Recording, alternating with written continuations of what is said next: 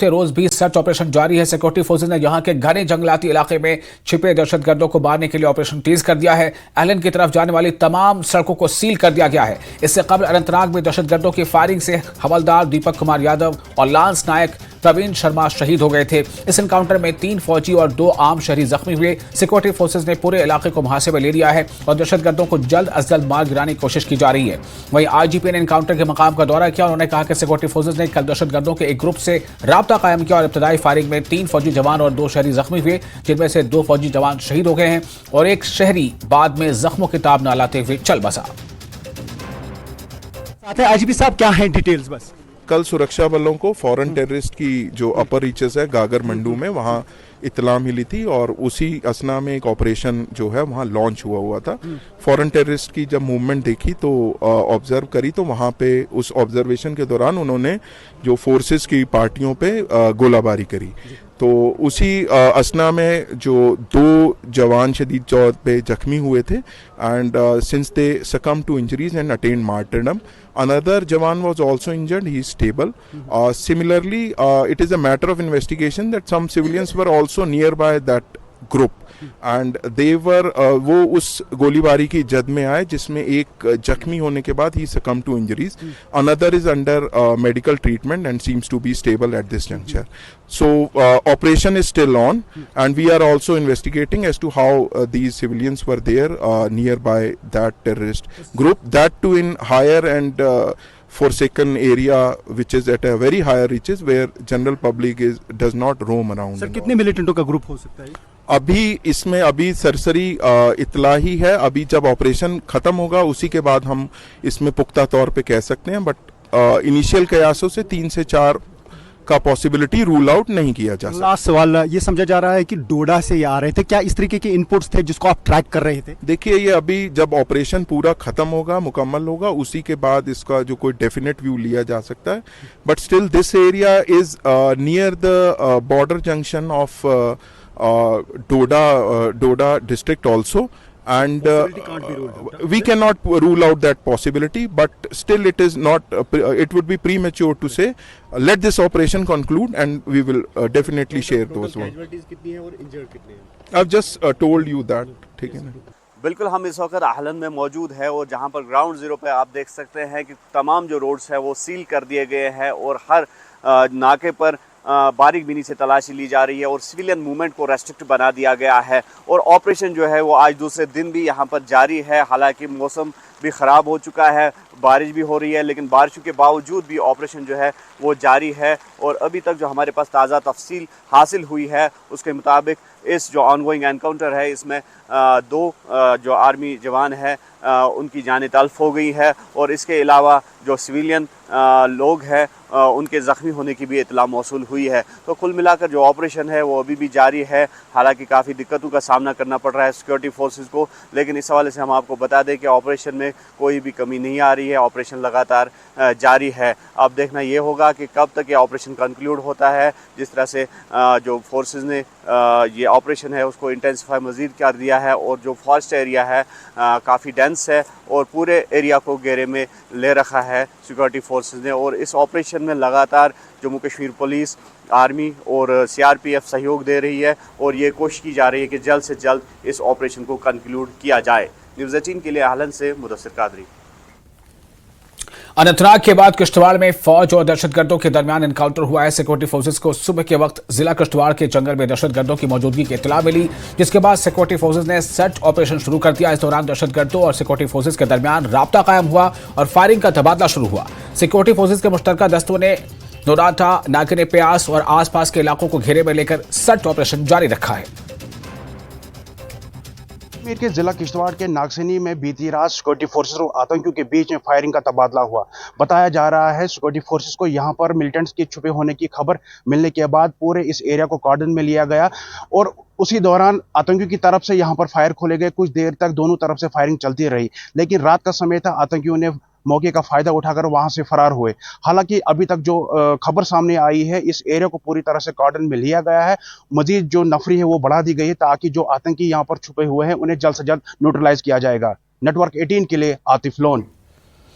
किश्तवाड़ में छिपे हुए दहशतगर्द ढोक में पनाह लिए हुए थे। न्यूज 18 के पास ढोक की एक्सक्लूसिव वीडियो मौजूद है, जहां दहशतगर्द किश्तवाड़ के गाड़ी इलाके में छिपे हुए थे। किश्तवाड़ के इस इलाके से कश्मीर का रास्ता बहुत करीब है। पुलिस की फायरिंग से दहशतगर्दों की कुछ चीजें भी वहां रह गई और फायरिंग के बाद दहशतगर्द वहां से फरार हो गए। सिक्योरिटी फोर्सेज ने इस पूरे इलाके का घेरा किया हुआ है। सिरमौर के सिपाही लांस नायक प्रवीण शर्मा अनंतनाग में दहशतगर्दों के 7वें एनकाउंटर में शहीद हो गए हैं। प्रवीण अपने खानदान में इकलौता बेटा था। शहादत की खबर के बाद पूरे इलाके में सोग की लहर है।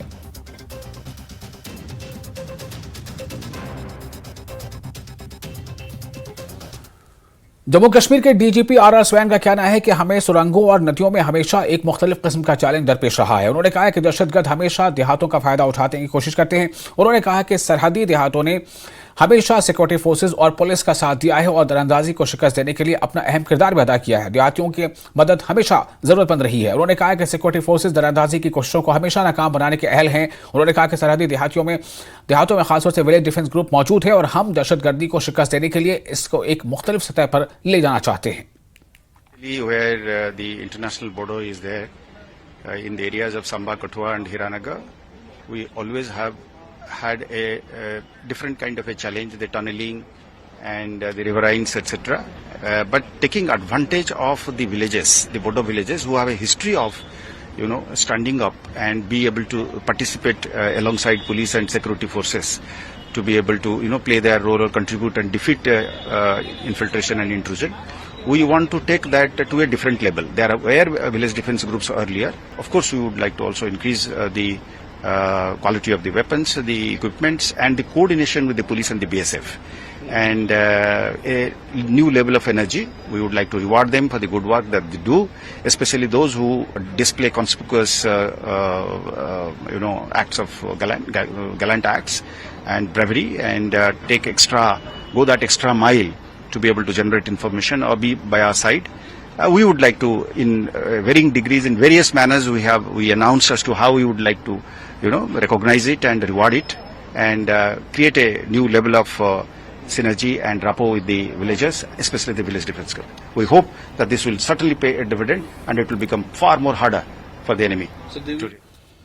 और मरकजी वजीर डॉक्टर जितेंद्र सिंह ने मीडिया से बात करते हुए कहा है कि जम्मू कश्मीर में दहशतगर्दी अपने आखिरी मरहले में। उन्होंने कहा है कि कश्मीर से अब दहशतगर्दों का रुख सुबह जम्मू की तरफ हुआ है। उन्होंने मजीद कहा कि हमने एक मंसूबा बनाया है जो यहां कभी जाहिर नहीं किया गया और 1 हफ्ते के अंदर हम दहशतगर्दों से निपट लेंगे और ये जम्मू कश्मीर में दहशतगर्दों की आखिरी कड़ी साबित होगा।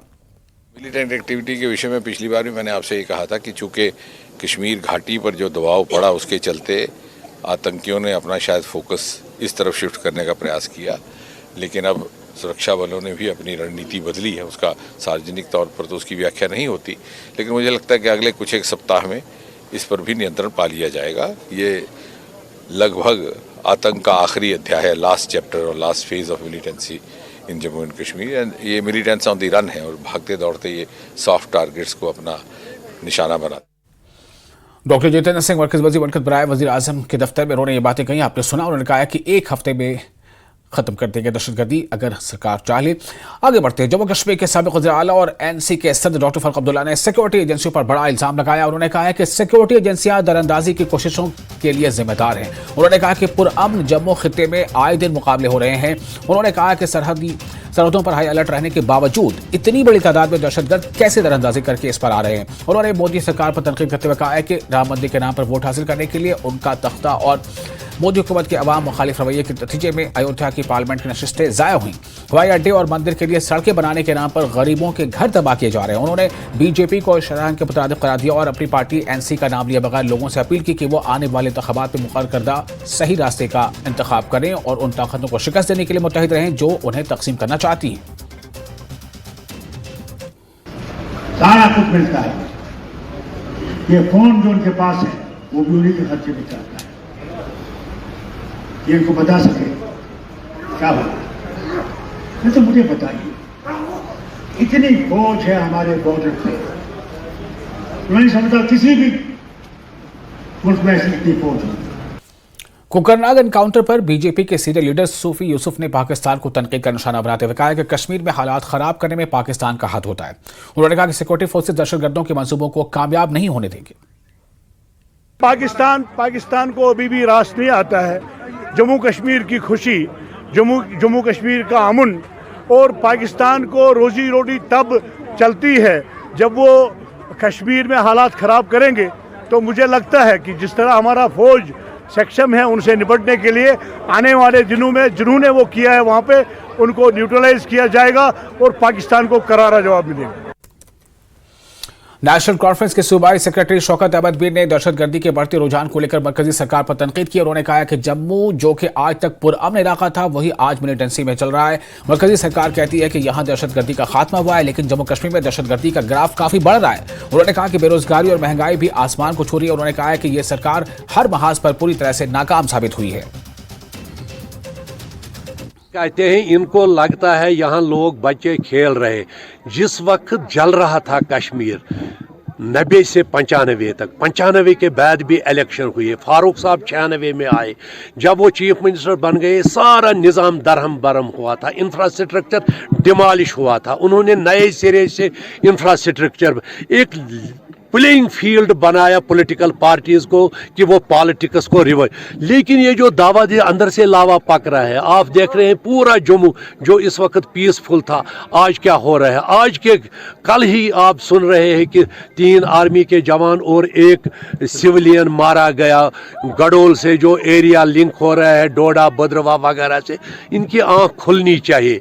तो लिहाजा ये बात नहीं है कि हाँ मिलिटेंसी एक कंटिन्यूअस प्रोसेस थी 90 से आज तक, लेकिन इन्होंने कोई कुछ कमाल करके दिखाया। हाँ इनका यही कमाल है, इन्होंने यहाँ बेरोजगारी लाई, इन्होंने महंगाई लाई, इन्होंने गैस सिलेंडर 1150 में लाया, इन्होंने पेट्रोल को 125 रुपए में फी लीटर में लाया। अगर ये इसी को अमन कहते हैं, आशना कहते हैं, तो यह इनका। खबरों का सिलसिला जारी रहेगा। फिलहाल एक छोटा सा ब्रेक।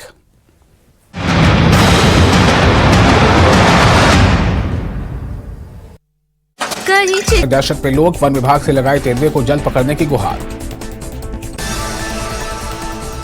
हरियाणा के कई जिलों में बारिश से मौसम सुहाना। मौसम विभाग ने जारी किया येलो अलर्ट। गुरुग्राम में बारिश से जगह जगह जल भराव। पूर्व मंत्री संदीप वाल्मीकि को पार्टी से निकाला गया। कल ही बीजेपी में शामिल हुए थे संदीप वाल्मीकि। प्रदेश महामंत्री सुरेश पुनिया ने जारी किया निष्कासन पत्र। रेवाड़ी में एक दौड़ देश के नाम हाफ मैराथन का आयोजन। मुख्यमंत्री ने दिखाई हरी झंडी। ओलंपिक में देश का नाम रोशन करने वाले खिलाड़ियों की सराहना भी की।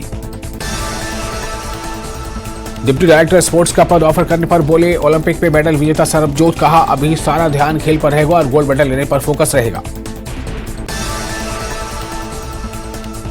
विनेश फोगाट मामले में court of arbitration for sports सुनाएगा 13 अगस्त को फैसला। विनेश ने की है सिल्वर की मांग। बीजेपी शुरू से कर रही है तिरंगा मुहिम। हर घर में रहा जाएगा तिरंगा। लोगों में तिरंगा की अहमियत से आगाह करना है मकसद। कठुआ पुलिस ने 4 दहशतगर्दों का स्केच किया जारी। 5-5 लाख रुपए इनाम का ऐलान। बनी और सिजुधार में आखिरी बार दिखे गए दहशतगर्द। जम्मू में असेंबली इंतखाबात को लेकर सियासी पार्टियां सरगर्म। सियासी पार्टियां अपने पार्टी लीडरान और कारकुनान से कर रही हैं मुलाकात। पुंछ में रात भर मूसलाधार बारिश से मंडी पुंछ रोड तबाह। ट्रैफिक बंद। सवेरे त्रासदी के बाद सर्च ऑपरेशन का आज 12वां दिन। अब तक 15 शव किए गए हैं बरामद। हिमाचल में कई इलाकों में भारी बारिश। मौसम विभाग ने जारी किया ऑरेंज अलर्ट। 15 अगस्त तक बारिश का चलेगा दौर। हमीरपुर में नदी नालों का बढ़ा जलस्तर। ऊपरी इलाकों से पानी छोड़ने से बढ़ा खतरा। प्रशासन ने जारी की चेतावनी। मंडी के पंडार में एचआरटीसी की बस पहाड़ी से टकराई। 2 दर्जन यात्री बाल बाल बचे। जेसीबी की मदद से हटाई गई बस। द ग्रेट खली ने पेश की मानवता की मिसाल। ऊना में सड़क हादसे में घायल को पहुंचाया अस्पताल। अस्पताल में खली संग फोटो खिंचवाने जुटी भीड़। नालागढ़ के बागबनिया में एटीएम से लाखों की चोरी के मामले में पुलिस को मिली कामयाबी। पुलिस ने 2 आरोपियों को किया गिरफ्तार। चंबा के करिया में तेंदुए का आतंक। आसपास के क्षेत्रों में दहशत में लोग। वन विभाग से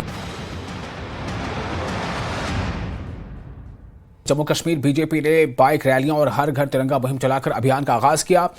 बीजेवाईएम के कारकुनों ने इस सिलसिले में नगरोटा इलाके में एक मोटर रैली निकाली। इस रैली में बीजेपी और बीजेवाईएम के कारकुनों की एक बड़ी तादाद ने शिरकत की। शुरका का कहना है कि वो हर शहरी को तिरंगे की अहमियत और हमारी आजादी से आगाह करना चाहते हैं।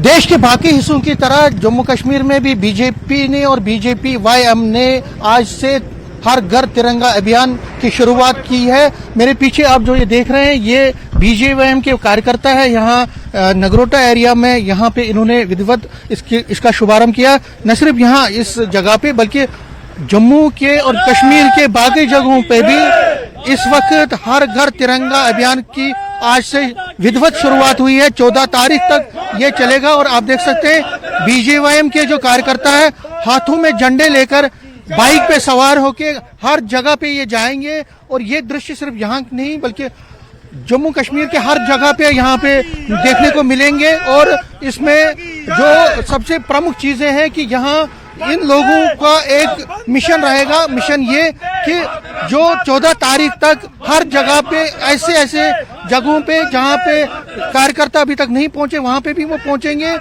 जगह जगह पे लोगों को तिरंगे पेंट किए जाएंगे। इसके साथ साथ जो बाइक रैलीज के जरिए जो एक पैट्रियोटिज्म की फीलिंग है उसको ज्यादा मजबूत किया जाएगा। इन्हीं से हम बात करते हैं और जानने की कोशिश करेंगे क्या इसका मुद्दा और मकसद। आपका नाम? मेरा नाम रोहित गंजू है। मैं भारतीय जनता पार्टी युवा मोर्चा कश्मीरी विस्थापित जिला अध्यक्ष हूँ। तो आज जैसे कि आप देख सकते हैं पूरे प्रदेश में भारतीय जनता युवा मोर्चा तिरंगा रैली का आयोजन कर रहा है। आज हमने भी कश्मीरी विस्थापित जिला ने भी तिरंगा रैली का आयोजन किया जिसमें भारी मात्रा में कश्मीरी पंडित युवाओं ने शामिल हुए और हमारा साथ दिया। और अब इस सब से देखा जा सकता है इतने कश्मीरी पंडित युवा हमारे साथ है, बीजेपी के साथ खड़ा है। और देख सकते हैं कि आने वाले चुनावों में भी बीजेपी का परचम लहराएगा और बीजेपी जीतेगा बहुत सारी सीटें जम्मू कश्मीर से भी। आपका नाम क्या? नाम बानू है सर। क्या कहेंगे इस रैली? सर मैं कुछ नहीं कहूँ। आप बताएं। आप? मेरा नाम हैप्पी है। तो आज जो रैली का आयोजन किया गया इसमें बढ़ चढ़कर युवाओं ने भाग लिया और हम यही कहना चाहते हैं कि आने वाले जो दिन है इनमें हमें अच्छा काम किया जाए। अपना नाम?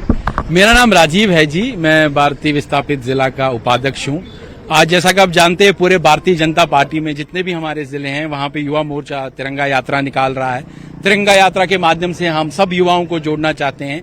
77वां जो अपना गणतंत्र दिवस आ रहा है 15 अगस्त को, हमारा ये मिशन है कि हर घर पर तिरंगा हो। राष्ट्र भाव जो राष्ट्र हमारी नेशनल फीलिंग है वो बढ़े, वो जागे, लोग जागरूक हो जाए। जो पिछले 10 सालों में काम हुए हैं, जो विकास के काम हुए हैं वो सबको पता लगे और सब लोग इस तिरंगा रैली के साथ जुड़े। तो ये देख सकते हैं जो तिरंगा यात्रा है इसमें सभी लोगों को आह्वान किया जा रहा है बीजेपी और बीजेवाईएम की तरफ से कि वो इसमें जुड़े और इस तिरंगा यात्रा के जरिए जो पैट्रियोटिज्म की फीलिंग है उसको और सुनिश्चित किया जाएगा। कैमरामैन साहिबा के साथ समीर भट्ट, न्यूज़ 18 जम्मू। और भारतीय जनता पार्टी के पार्टी कारकुनों और रहनुमाओं ने श्रीनगर में तिरंगा रैली का आगाज किया। तिरंगा रैली निकाली, पोलो व्यू से शुरू हुई और लाल चौक में खिताम पजीर हुई। इस मौके पर बीजेपी कारकुनों ने कहा कि हमें जम्मू कश्मीर के लोगों को कौम परस्ती और हुब्बुल वतनी के जज्बे को अपनाते हुए देखकर फख्र महसूस हो रहा है। हमारी मुहिम ने जोग्राफियाई और सकाफती हुदूद को अबूर करते हुए जिंदगी के तमाम शोबों के लोगों को कामयाबी से इकट्ठा किया है। आज इस तिरंगा रैली का मकसद ये था जो हमारे आदरणीय प्रधानमंत्री श्री नरेंद्र मोदी का पैगाम है हर घर तिरंगा, उसको हमें यहाँ पे लोगों तक पहुँचाना था कि हर एक घर पे तिरंगा इस बार ये चढ़ेगा 15 अगस्त के दिन। और ये मैसेज हमें लोगों तक पहुंचाना था कि आज आप देख रहे हैं हमारे नरेंद्र मोदी साहब के नेतृत्व में और हमारे एलजी मनोज सिन्हा साहब के नेतृत्व में ये जो गवर्नमेंट चल रही है उसमें कितना पीसफुल एटमॉस्फेयर है। आज तक ऐसी रैली लाल चौक में घंटाघर तक किसी ने नहीं की होगी, लेकिन आज ये टाइम है, ऐसा पीसफुल माहौल है कि हम यहाँ तक आ पाए और ये तिरंगा रैली को हमने यहाँ पे कंक्लूड किया। आज जो माननीय श्रीमान नरेंद्र मोदी जी का जो उनके नेतृत्व में जो हमें आदेश मिला था हर घर तिरंगा और जो रैली कन्वेंशन जो पहले था, इसके बाद हमने अब रैली का इंतखाब किया और कंक्लूड यहाँ पे किया लाल चौक के इस पवित्र स्थान पर। आज ये मैसेज है उन ताकतों के लिए कि जो कहते थे कभी कि हिंदुस्तान का तिरंगा, हमारे देश का तिरंगा, जिस पे हमारे पैरामिलिट्री फोर्सेस हो, यहाँ के अवाम हो, जिन्होंने अपने खून दिए हैं इस तिरंगे के लिए। ये तिरंगा कोई हाथ में उठाने वाला नहीं रहेगा। ये उन ताकतों ने कहा था कभी कि अगर कुछ हो इस तिरंगे को कोई हाथ में नहीं उठा पाएगा। आज हर एक कश्मीरी के हाथ में हमारे हिंदुस्तान का तिरंगा है। हम ये मैसेज देना चाहते हैं इस मजबूत मंच से कि हमारे भारतीय जनता पार्टी के नेतृत्व में जो माननीय श्रीमान नरेंद्र मोदी जी के नेतृत्व में जो कार्य किए हैं 2014 के बाद आज तक हमने एक्सेप्ट किया है। हम मानते हैं कि अमन और तरक्की का जो वाइस बना है हमारे नरेंद्र मोदी जी के नेतृत्व में, जो उनके ख्यालात जो आज तक उन्होंने जो यहाँ पे लोगों के साथ जो भी कार्य हुए हैं हमारे सराहने वाले कार्य। जम्मू कश्मीर बीजेपी की हर घर तिरंगा मुहिम के तहत हीरानगर में तिरंगा रैली का इनेकाद किया गया। रैली में BJP senior leader Manish Sharma ने भी शिरकत की। उन्होंने कहा कि सबको तिरंगा प्रोग्राम कौमी त्यौहार की तरह बनाना चाहिए। डीडीसी किरण अत्री ने कहा कि हीरानगर कुर्बानियों की सरजमीन है। उन्होंने कहा कि हम यहां से पाकिस्तान को ये पैगाम देते हैं कि हिंदुस्तान का हर शहरी तिरंगे को दिल से प्यार करता है और इसे गलत नजरों से देखने वालों को सजा देने की ताकत रखता है। आज 11 तारीख से हर घर तिरंगा अभियान पूरे देश में और जम्मू कश्मीर में इसको आज शुरुआत इसकी की है। ये रैली आज यहाँ पूरे हीरानगर में आज तिरंगा रैली, बाइक रैली जो निकली है एक मैसेज देने के लिए और जो एक अभियान हमने शुरू किया है। हर घर, हीरानगर के भी हर घर में तिरंगा लगे, हर नौजवान जो है इस रैली में शामिल हो।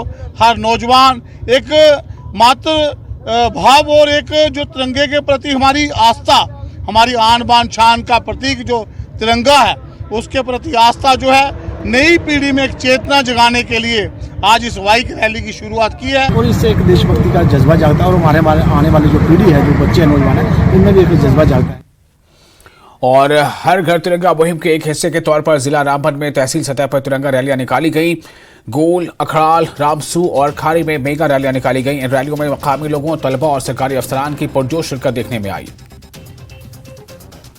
दिन जो है यात्रा, तिरंगा यात्रा हमने चंद्रकोट में ली, जिसमें स्कूल के बच्चों ने हिस्सा लिया खासतौर पे और जिला एडमिनिस्ट्रेशन, पुलिस, बाकी जितने महकमे थे उन्होंने भी इसमें पार्टिसिपेट किया। तो ये यात्रा जो है ये 15 अगस्त तक ऐसे ही चलते रहेगी। भारतीय जनता पार्टी की assembly election resolution committee Poonch पहुंची। पुंछ हवेली असेंबली हल्के के मसाइल और मुतालबात के बारे में जानने के लिए आम लोगों और पार्टी कारकुनों से मुलाकात किया गया। जम्मू कश्मीर में असेंबली इंतखाबात की तैयारियों में मसरूफ भारतीय जनता पार्टी ने पार्टी के रियासती नायब सदर श्यामलाल शर्मा, इकबाल मलिक, राजेश कुमार शर्मा, गुरदीप सिंह, मोहम्मद रफीक चिश्ती और डॉक्टर की क़यादत में एक करारदाद कमेटी तश्कील दी है। लोगों ने देख लिया, भारतीय जनता पार्टी ने 75 साल कहा, एक बधान, एक प्रधान, एक निशान। चाहे उनके 2 MP रहे, चाहे 3 रहे, फिर जब 303 हुए तो वो चीज़ 370, 35 से ये सारी चीज़ें हुई और जो हिंदुस्तान को कुछ डिस्टर्ब करती थी चीज़ें, वो चीज़ें भी हुई। तो आप ये देखिए, अगर भारतीय जनता पार्टी नहीं होती तो कब से 90 से यहाँ का एक पहाड़ी समुदाय जो है वो स्ट्रगल कर रहा था और उनकी जेन्युइन डिमांड थी। जितनी भी सक्सेसिव गवर्नमेंट आई, स्टेट की हो चाहे सेंटर की हो, सबने इनके आप लोगों के साथ वादा किया और बाद में वही डाल के 3 पात। लेकिन मोदी है तो मुमकिन है, वो आप पे आसान नहीं किया। हम कहते हैं आपका हक था, लेकिन हक देने के लिए भी वो कलम जो है उसकी वो सोच और वो अप्रोच होनी चाहिए। इसी सिलसिले में हम यहाँ आए। और डेमोक्रेटिक प्रोग्रेसिव आजाद पार्टी के सूबाई सदर कश्मीर मोहम्मद अमीन भट्ट ने कहा है कि इलेक्शन कमीशन की तरफ से असेंबली इंतखाबात के हवाले से एक मुस्बत इशारा मिला है। उन्होंने कहा कि उनकी पार्टी हम ख्याल जमातों के साथ इत्तेहाद करेगी। हल्का इंतखाब देवसर की बल्लाडार, डारसर और बसकुंड समेत दीगर इलाकों के वर्करों की एक मीटिंग मुनक्किद हुई, जिसमें पार्टी लीडरान ने खिताब किया। इस मौके पर लीडरान ने इंतखाबात में बढ़ चढ़कर हिस्सा लेने और पार्टी को मजबूत बनाने पर जोर दिया। और मागाम के कान्हामा में नेशनल कॉन्फ्रेंस के सनोर, कलेपुरा और नाराबल ब्लॉकों का पार्टी कन्वेंशन मुनक्किद हुआ। इस कन्वेंशन में बेरवा कॉन्स्टिट्यूएंसी के इंचार्ज और साबिक MLA डॉक्टर मोहम्मद शफी, जिला बडगाम की पार्टी सदर गुलाम नबी भट्ट, डिस्ट्रिक्ट यूथ सदर बडगाम रईस हसन मत्तू और दीगर लीडरान ने शिरकत की। बड़ी तादाद में लोगों ने भी शिरकत की। प्रोग्राम में नजीर अहमद खान के साथ साथ वाबस्ता मारूफ सियासी वर्कर शबीर अहमद खान ने नेशनल कॉन्फ्रेंस में शमूलियत अख्तियार की। पार्टी के मुनक्किदा कन्वेंशन में आने वाले असेंबली इंतखाबात के लिए पार्टी को मजबूत बनाने और बेरवा के उम्मीदवार को कामयाब बनाने पर जोर दिया। कन्वेंशन से डॉक्टर मोहम्मद शफी, गुलाम नबी भट्ट, रईस मत्तू और दीगर शख्सियात ने खिताब किया। कॉन्फ्रेंस का जो मिशन है वो घर घर पहुंचाना है, मेहनत करना है करनी है कि जो भी कैंडिडेट हमारी क़यादत बीरवा में देगी उसको कामयाब करना है। मुद्दा और मकसद आज के मीटिंग का यही ही है। जो लास्ट पार्लियामेंट इलेक्शंस हुए, नेशनल कॉन्फ्रेंस और उनके जो स्टूजेस थे उनकी ज़मानतें ज़ब्त हो गई। हाँ, नेशनल कॉन्फ्रेंस को बहुत ही एक दचका मिला जो हमारे कायद, हमारे लीडर उमर साहब ने बारामूला कंस्टिट्यूंसी जो उन्होंने हारी। वाकई वो एक चैलेंज है हमारे लिए। असम्बली का इलेक्शन होने वाला है, उस पर थोड़ा सा गुफ्तगू हो रहा है और अपने वर्करों के साथ जो मजबूती होनी चाहिए अपनी कॉन्स्टिट्यूंसी ब्यूरो में, या ख़ास कर हम अपनी 2 ब्लॉकों की बात करेंगे, ब्लॉक एसके पुरा ब्लॉक नारबल में, और इसके बारे में हम ये चाहते हैं कि इंशाल्लाह रहमान जिसको भी Jammu Kashmir national conference bureau में जिस वर्कर को या जिस सीनियर हमारे लीडर को मैंडेट होगा उसके लिए हम शाना बशाना। और इसके साथ ही इस बुलेटिन में फिलहाल इतना ही, लेकिन न्यूज़ 18 JK इस पर लगातार बड़ी और अहम खबरों का सिलसिला जारी रहेगा।